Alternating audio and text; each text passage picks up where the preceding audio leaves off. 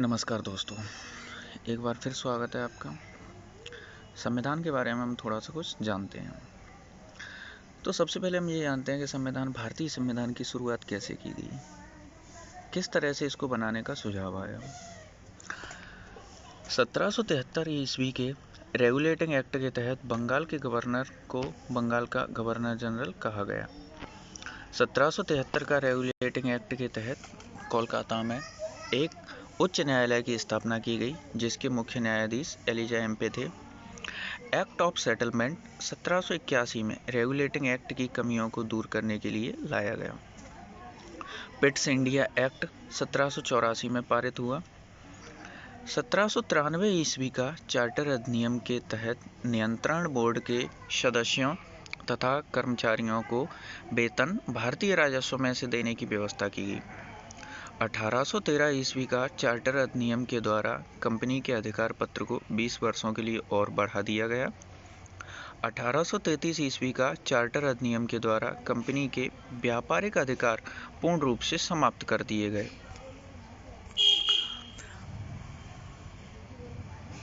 अगला है 1853 ईस्वी का चार्टर अधिनियम के द्वारा सेवा में महत्वपूर्ण पदों को प्रतियोगी परीक्षाओं के आधार पर भरने की व्यवस्था की गई। भारत में पहली बार जो प्रतियोगी परीक्षाएं या जिनको हम कॉम्पिटिटिव एग्जाम हैं, उनकी शुरुआत 1813 से शुरुआत की गई। भारत शासन अधिनियम 1818 ईस्वी में पारित हुआ। 1858 ईस्वी के अधिनियम के तहत भारत का शासन कंपनी से लेकर ब्रिटिश क्राउन के हाथों में सौंप दिया गया। 1858 के अधिनियम के तहत मुगल सम्राट के पद को समाप्त कर दिया गया। 1858 ईस्वी के अधिनियम के तहत भारत के गवर्नर जनरल का नाम बदलकर वायसराय कर दिया गया। विभागीय प्रणाली की शुरुआत लॉर्ड कैनिंग ने की। 1861 ईस्वी के अधिनियम के तहत पहली बार गवर्नर जनरल को अध्यादेश जारी करने की शक्ति प्रदान की गई। 1 जनवरी 1884 को ईस्ट इंडिया कंपनी को औपचारिक रूप से बंद कर दिया गया। 1876 के शाही उपाधि अधिनियम के तहत महारानी विक्टोरिया को भारत की साम्राज्ञी घोषित किया गया।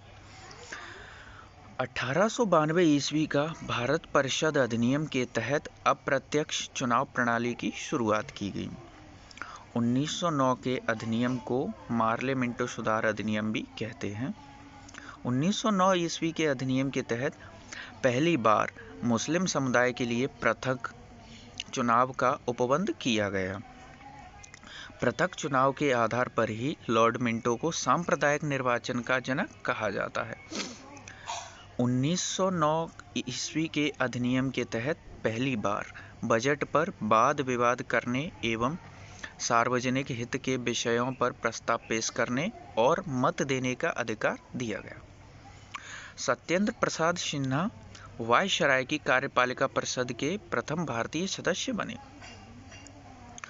1919 ईस्वी के भारत शासन अधिनियम को मॉन्टेग्यू चेम्सफोर्ड सुधार अधिनियम कहते हैं।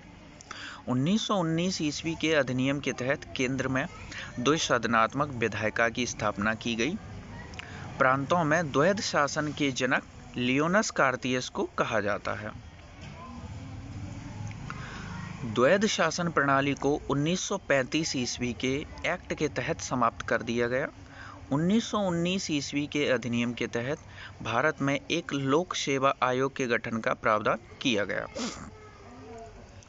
मॉन्टेग्यू चेम्सफोर्ड सुधार अधिनियम 1919 के द्वारा भारत में पहली बार महिलाओं को वोट देने का अधिकार मिला। इससे पहले महिलाओं को वोट देने का अधिकार नहीं था। 1935 के अधिनियम में 451 धाराएं थीं।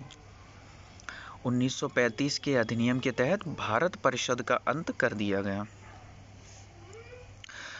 आपको पता होना चाहिए फ्रेंड्स कि हमारा जो भारतीय संविधान है, जिसमें से लगभग 250 अनुच्छेद या तो सीधे के सीधे लिए गए हैं